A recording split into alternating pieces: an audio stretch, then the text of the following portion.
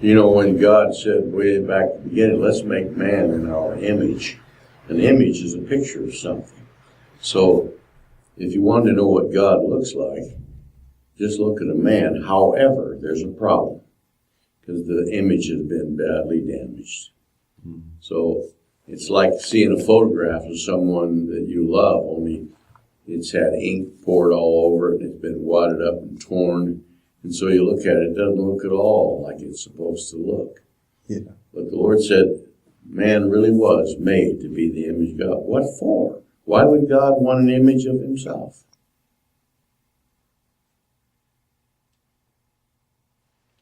I don't know exactly why, but somehow that image would bring glory and thanksgiving to him and so on.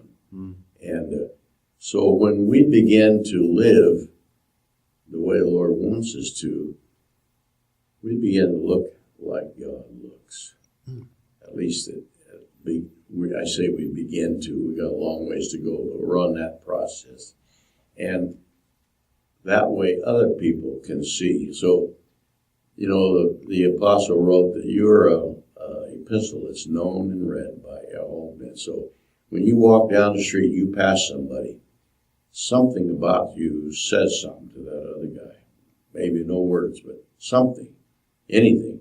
If nothing else, opening the door for somebody or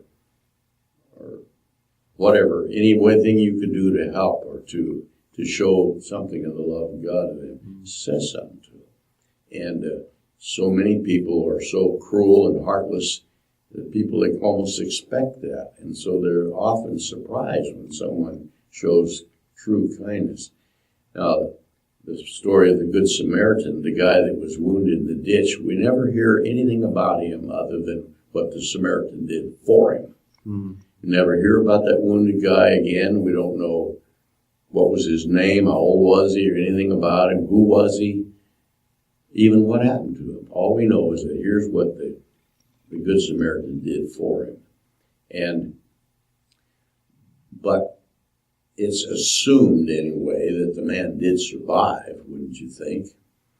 And we can, again, a little speculating, what would the man who survived that injury think now about the Good Samaritan?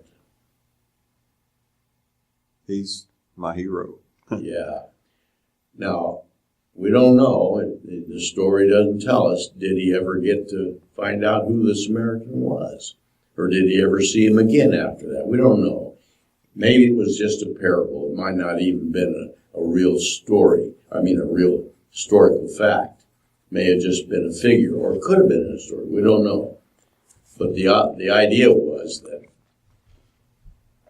the man would see something there that he would be able to recognize this is the way God meant for it to be. And we have that opportunity to live that way. And of course, it takes a willingness. We see in that story there was a couple other guys who were the religious leaders. They didn't have time for that man. He was sick. They didn't care about him. They were more concerned with their own business, whatever they were up to. And so they just went on the way. If it hadn't been for that other guy, the wounded man would have died. That would have been the end of him. But thankfully for him, the Samaritan came along. So the Lord says, you're known and read by everybody that you see. So what should we do?